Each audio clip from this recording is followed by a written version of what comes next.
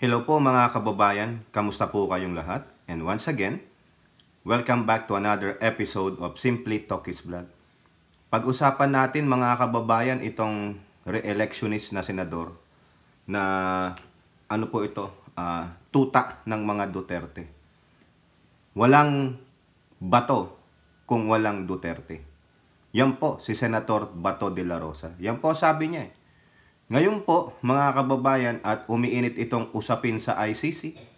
No, mukhang yung mga pronouncement po ni DOJ Secretary Remulla at ES Lucas Bersamin ay matindi po ang epekto kay Senator Bato, the authentic puncher de la Rosa. Kasi po, meron po siyang sinabi dito na kung saan sinabi niyang ang Pangulong Marcos ay mahina, no? Leaderless ang bansang Pilipinas.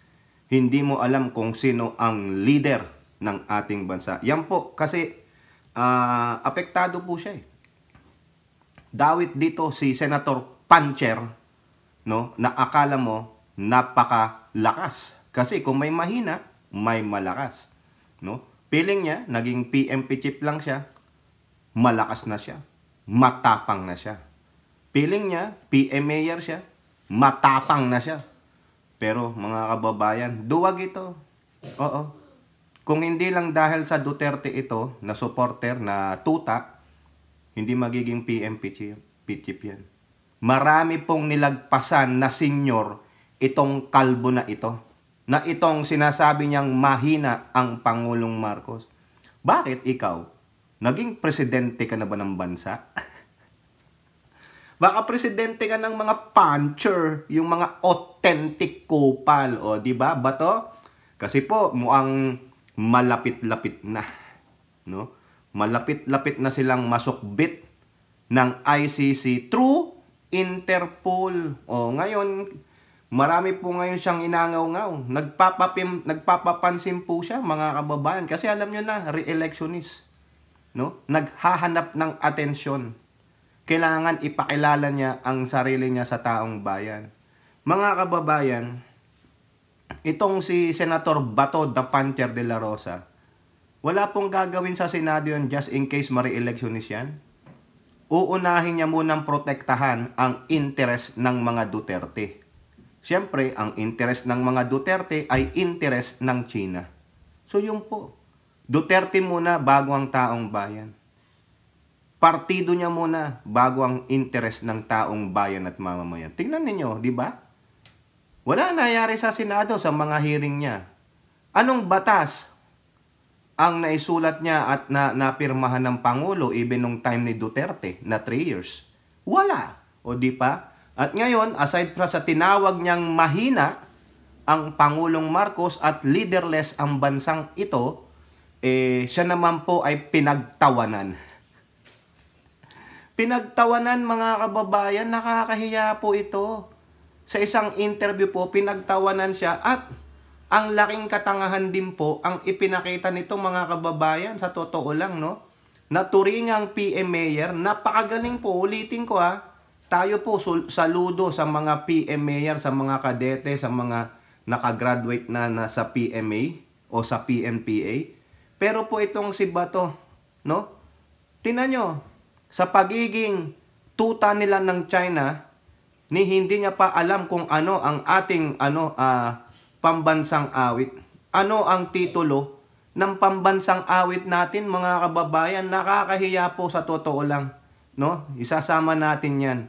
Okay, pero bago tayo magpatuloy, shout out po lahat sa inyo, sa lahat ng sumusubaybay, sumusuporta at tumutulong sa paglago ng ating channel. May God bless us all. May God bless our country and may God bless this Marcos administration and protect it from the evil forces like the Dutertes, their minions, and the anti-Marcoses. So inahin natin, mga kababayan, itong sinabi ng inyong kupal na Senator Authentic Puncher de la Rosa, mga kababayan. Biruin nyo, ang kapal ng mukha magsabing mahina, no? Weak talaga ang Pangulong ito, Biruin mo, ano yan ha? Kumpare niya sa kasal yan. Pero politics is politics, mga kababayan, di ba? O, diyan po sa ulat ng politiko, mga kababayan. Bakit niya nasabi yan? Kasi nga, yung stand di umano ng Marcos administration tungkol sa ICC. Di po ba? O ayan o. Marcos, mahina! Bato de la Rosa chides admin for flip-flopping on ICC stand. Di ba? Ay ang sabi ng Pangulo, we will not cooperate with the ICC. Mismong International Criminal Court, we will not cooperate with the investigators. Di ba? Because of what? Jurisdictional issue. Kung merong pupuntang investigador ng ICC dyan sa Pilipinas at mag-iimbestiga through our authorities sa MBI, sa police, or sa DOJ, hindi makikikooperate ang mga nasa administrasyon. Malinaw yun na posisyon ng Pangulo. However, nung narinig niya siguro yung sinabi ni Boying Rimulya, yun ang sabi ng Boying Rimulya eh. Di ba? Abogado yun. DOJ Secretary. Sa palagay mo ba, diniktahan siya ng Pangulo? Nagbibigay siya ng kanyang legal opinion. O gayahin na natin si Panelo. Di ba mga kababayan? Kaya nasabi ni Boying Rimulya yun, it is a legal opinion in the spirit of committee. No? Pakikiisa. Yung pakikipagtulungan lang. Committee. Di ba? Ano naman ang sabi ni Lucas Bersamin, mga kababayan? Oo, ang posisyon ng gobyerno, we will not cooperate with the ICC. However, if the ICC wants to arrest somebody through Interpol, International Police, kailangan natin makipagtulungan. Hindi sa ICC, kundi sa mismong Interpol. Silang international police eh. May aarestuhin sila ba to? Diba? O, ano ang sabi niya dyan, mga kababayan ha? Talagang ano niya, binira niya na talaga. O, alam mo, dyan makikita, tila itong gobyernong ito ay leaderless. Wala daw leader. Hindi daw leader ang Pangulong Marcos. Weak. Hindi tulad ni Digong. Ha? Si Digong, magmura lang. Umiikot ng tumbong ni Bato. Kasi duwag eh. Tuta eh. Diba? Paano mo nasabing walang leader? So ano ba ang quality ng isang leader sa'yo, Bato? Yung authoritarian? Yung diktador? Diba? Mali ka, Bato. Hindi lang naaayon sa'yo yung mga pronouncement ni DOJ Secretary Rimulya at ES Lucas Bersamin, sasabihin mo na ito? Pronouncement nila yun eh. Bakit hindi mo mismong tanungin ang Pangulo? Diba? At ano ang conflict doon sa sinabi ni Bersamin? Ang sabi ng Pangulo, we will not cooperate with the ICC because of jurisdictional issues.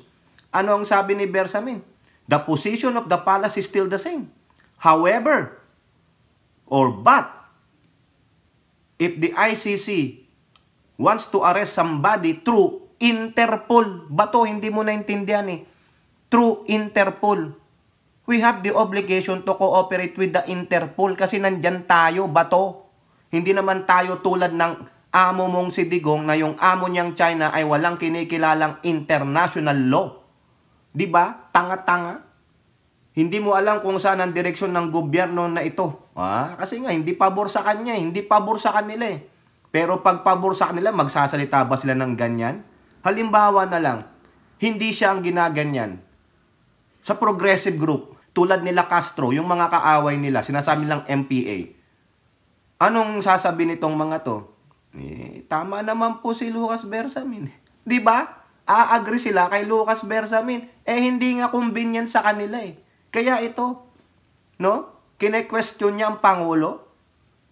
Hindi mo naintindihan yung sinabi ni Lucas Bersamin, Bato eh. Diba? True, Interpol, tanga. Sino nagtitimon sa gobyernong ito? Di si Pangulong Marcos. Opinion ni Rimulya, legal opinion niya yun. But the President, narinig mo na bang nagbago ang stand ng Presidente? Inaalud niya yung sinabi ni Bersamin, ayun na rin ang sinabi ng Pangulo. Are you sure? Di ba? Weak daw talaga ang Pangulo kasi tila hindi na sinusunod ang pronouncement ng Pangulo na we will never recognize the jurisdiction of ICC. Oo nga eh. Sinabi ni Bersamin yun. Hindi mo naintindihan. Pero, sabi niya, but, however, if ICC wants to arrest and they channel it through Interpol ba to? Tanga talaga. It showed that Marcos has no control over his cabinet and that he is a weak leader who takes back his word about the ICC. Patunayan mo muna na sa mismong bibig ni Pangulong Marcos nanggaling yung sinabi ni Bersamin. Bersamin is not Ferdinand Marcos. Ferdinand Marcos is not Bersamin.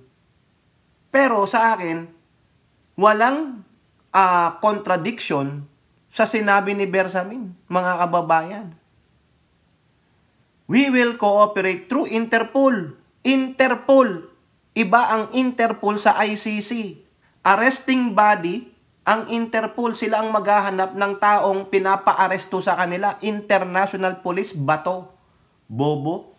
Ilang beses siyang sinabi ng ating Pangulo, for 1,000 times hindi raw niya siya papayag. Ayun naman eh. Bakit iba ang sinasabi ng Pangulo? Iba ang sinasabi ng kanyang gabinete? Tanungin mo si Remulla. Diba? Tanungin mo si Panelo, legal opinion. Diba sinabi niya yan nung sinabi ni Digong tungkol sa budget? It is the legal opinion of the former president nung amo mo. O bakit si Remulla? Abogado din siya. It is his legal opinion. Bobo. What's the real status of this government? Sino bang leader nito? Sino bang pinaka-chief executive? Di si Pangulong Bongbong Marcos. Ikaw kaya ba to? Subukan mong maging presidente ng bansa. Diba? Sa palagay mo magsasalita ng ganun si Bersamin na kokontrahin niya ang Pangulo? Ikaw sa palagay mo magsasalita ng ganun si Boyeng Remulla kung hindi alam ng Pangulo yung sasabihin niya? It is the legal opinion. Antayin mo na magsalita ang Pangulo bago mo siya i-bash. Yun lang. Hindi mo naintindihan ba to? Diba? Sobra kang apektado. Wala namang ginagawang pamposisyon. Wala pang ginagawang aksyon ang administrasyong ito. Now, the question is, what you gonna do kung sakaling bumaliktad na? Nagpasya na ang Pangulo. That's about it for me. Itong mga taong ito, hindi nila magustuhan yung mga nasa gobyerno, yung mga desisyon ng gobyerno. At tama ka, how many times sinabi ng Pangulo, hindi nagbabago. Kung ano man yung legal opinion ni Remulla, sa kanya na yon. Pero ang magdidesisyon pa rin, tandaan mo ba to, ay ang Pangulong Marcos. Hindi si Remulla. Pangulong Marcos pa rin. Diba? Yung mga progressive group, alam nila eh. It is still the chief executive, the commander-in-chief ang magdidesisyon dyan. Bakit duwag na duwag ka? Bakit takot na takot ka? Bakit nababahala ka? Wala pa namang aksyon ginagawa ang bansang Pilipinas. Tapos nagsasalita ka ng ganito? Weak, leaderless, sino ba talaga ang nagtitimon? Diba? Ano ka? Kung ganun ang stand ng ating little president, at presumably ito ay... Pero mo, ina-assume mo? You are assuming? Kung baga, final na? Ayun na rin ang stand ng Pangulo? Bakit? Nanggaling ba sa kanyang mismong bibig? Laban bawi ang Pangulo? Patunayan mo muna ba to? Si Bersamin yun. Tandaan ninyo. Bersamin is not Ferdinand Marcos Jr. And Ferdinand Marcos Jr. is not Bersamin. Hindi mo kinuha yung konteksto eh. Putol yung sinabi mong konteksto. Ang sabi ni Bersamin, the position of the palace is still the same. Hindi tayo makikipagtulungan sa ICC. However, if they want to arrest somebody and they channel it through Interpol. Interpol ba to? Kulang ka sa kulang ka sa pag-intindi ba to? No? Dahil sa iyong pagkataranta, sa iyong yung balisa, nawawala na yung yung pangunawa mo. Hindi mo binuo yung konteksto ng sinasabi ni E.S. Bersamin, tapos you are equating na yung sinabi ni Bersamin, ayun na ang stand ng Pangulo. Diba? Kulang ka sa pag-intindi, hindi mo binasa, bato eh. Ha? Ano bang mahirap doon sa sinabi ni Bersamin, mga kababayan? O tingnan natin, nakakabanas ito eh. O, Bersamin tuloy. Bato, tingnan mo, sa GMA. Bersamin, ICC request through Interpol should not be ignored. Through Interpol. Diba? O, ito pang sabi dito, the Philippines has not changed its position as regards the ICC. Diba? If the ICC makes a move and courses the move through the Interpol, yun nga eh. Kung gagamitin ng ICC ang Interpol and the Interpol makes the request to us for the arrest or delivery of a person subject to ICC jurisdiction, we will respond. Yung posisyon is wala na tayo sa jurisdiction ng ICC. Yan ang itong inintindi mo ba to? Ha? At ang inintindi niya, hindi pa rin nagbabago ang posisyon ng Pilipinas. Wala silang jurisdiction. Pero hindi mo to binasa. But that does not necessarily mean that the order of the ICC enforced through the Interpol is to be ignored. I am not saying yung ICC ang inaano natin. Yung Interpol ang pagbibigyan natin. Na yun, bato, dun ka kulang eh. Kulang yung konteksto ng pagkakaintindi mo. Kasi nga, tuliro ka na eh, balisa ka na. Dahil alam mo, maaari kang masukbit, di ba? O, tanga-tanga, tapos sasabihin mo, weak ang Pangulo. Ang weak kayo. Bakit? Hindi nyo nga napalagan ng China eh. Di ba? Hanggang ngayon, no, kinakawawa tayo sa West Philippine Sea ba to? O ngayon, no, sinalaula na yung BIPAR natin, yung mga research people sa West Philippine Sea, pero ikaw ang iniintindi mo yung sarili mo, wala namang posisyon pa ang gobyerno, wala pang aksyon ng ICC through Interpol. Legal opinion ni Remulla yung sinasabi niya. At ganun din si Bersamin. The position of the Philippines has not changed on the ICC. However, if the ICC move through Interpol, kailangan pagbigyan ng Interpol kasi nandun tayo eh. O di ba to? Hoy, mag-abogado ka muna, mag-presidente ka na muna ng bansa bago ka magaganyan, bago mo sabihing mahina ang ating Pangulo. Ikaw ang mahina kasi tuta ka ng mga Duterte. O, ano pa mga kababayan ang sinasabi nitong kumag na ito? Ito pa maingay siya Sabi nga dyan sa Impact Leadership, well, it is the duty of the government to protect its citizen. Duty ng gobyerno yan. At kapag ikaw ay papabayan ng ating gobyerno, particularly ng Chief Executive, that is impeachable offense. Really? Go ahead. Pinabayaan ka na ba? Hinan-over ka na ba sa ICC? Hindi kaya over sa ICC ba to? Sa Interpol. Nandyan tayo sa Interpol. We recognize and respect and it's our duty to abide with the international law. Oo, Bill of Rights mo yan ayon sa Constitution. However, meron din tayong obligasyon. Kung merong tayong citizen na nagkasala, pinarusahan sa International Court, we have to abide with that. Di ba? Tama, mali. O ikaw, sakop ka ng investigasyon ng ICC. Di ba? At ngayon kung ikaw ay papahuli through Interpol, sana naman mahuli ka. Timang ka eh. Di ba? Impeachable offense, go ahead. Do it. Di ba? Magsampa ka ng kaso ngayon. O kaya pag dumating na yung Interpol, at ikaw ay ibinigay sa ICC o sa Interpol, mag-file ka ng impeachment. Di ba? Kayo, ang lakas mong magsambit ng ang lakas mong magsambit ng to protect our citizen. Pero yung amo mong si Digong, sinunod niya ba yung Bill of Rights sa Konstitusyon? Yung karapatan ng mga kapwa natin Pilipino, protektahan niya ba during his war on drug? Yung mahigit sa 30,000 kataong kapwa mo Pilipino na pinatay ng walang due process, hindi umabot sa korte. Yung mga sinasabi mong collateral damage, did the government protect their rights as a Filipino citizen?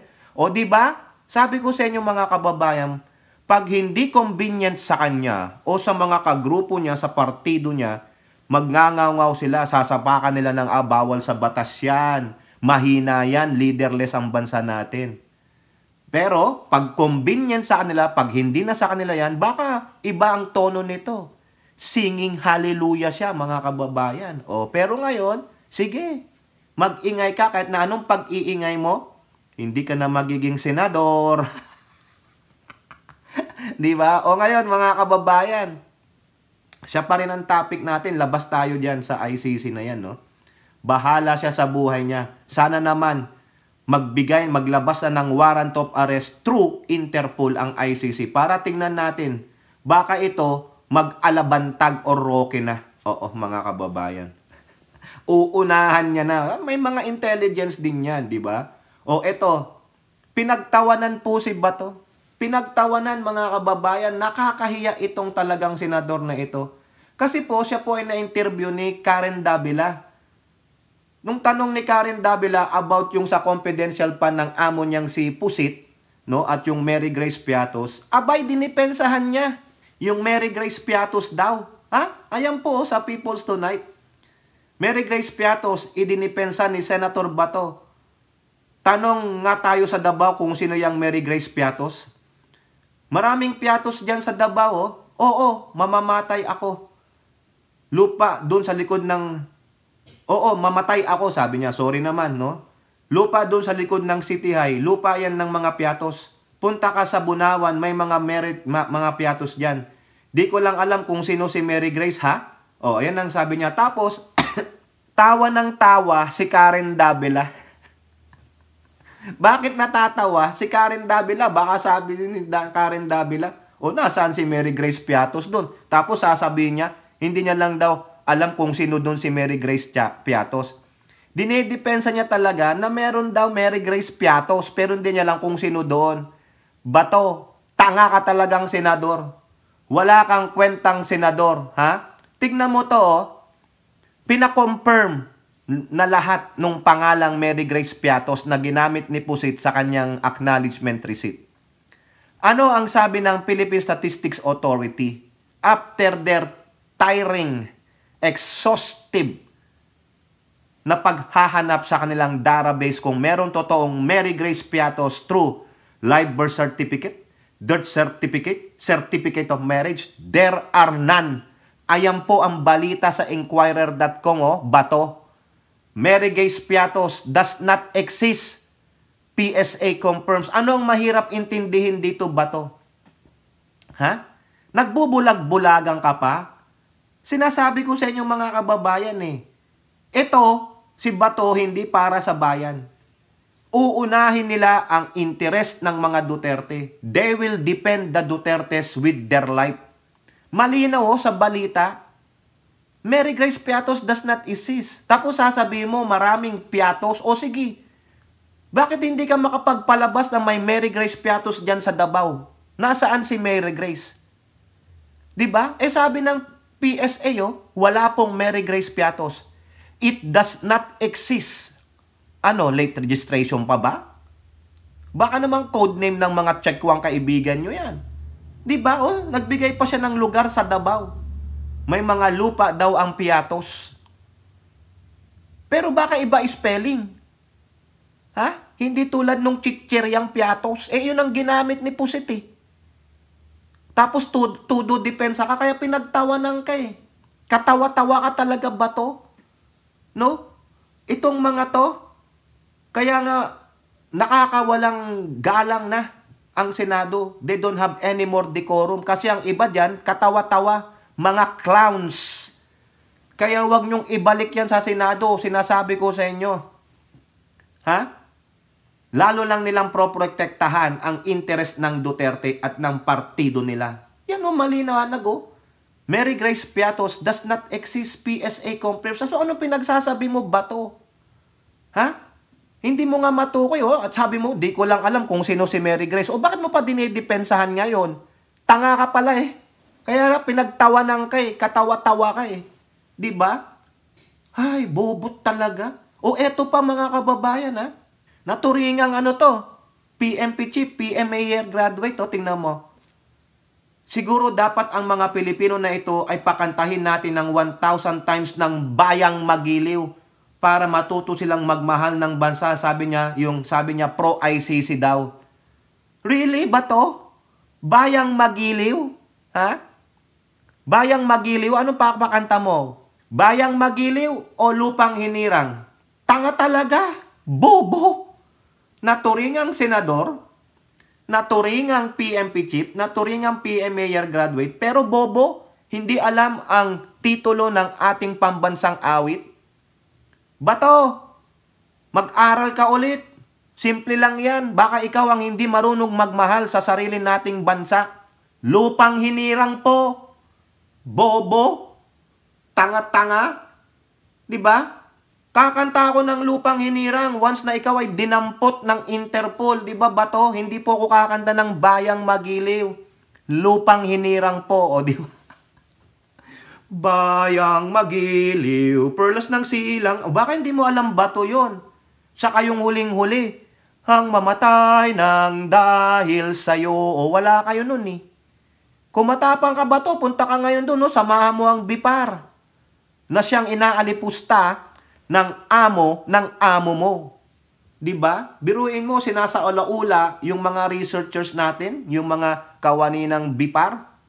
Pero wala kayong masabi, hindi nyo makundina. Diba? Tapos paaawitin mo kami ng 1,000 times na bayang magiliw. Ulul Bato. Hindi porket kakanta ka ng ilang libo pang bayang magiliw, hindi yan ang pagkakakilanlan sa iyong pagiging makabayan. Hindi. Pakanta mo kay Pusit yan, magiging makabayan ba siya? Kokondinahin niya ba ang mga illegal at harassment na ginagawa ng mga inchik sa mga kapwa namin Pilipino dyan sa West Philippine Sea? Malamang hindi. Kahit na sino kayang kumanta ng lupang hinirang, how many times pa yan? But it doesn't mean na nandyan ang nationalism mo at patriotism. Bobo! Diba? O ayan, mga kababayan, ano po inyong masasabi? Comment down below and don't forget to like and share. Hope to see you in the next videos. Bye-bye. God bless.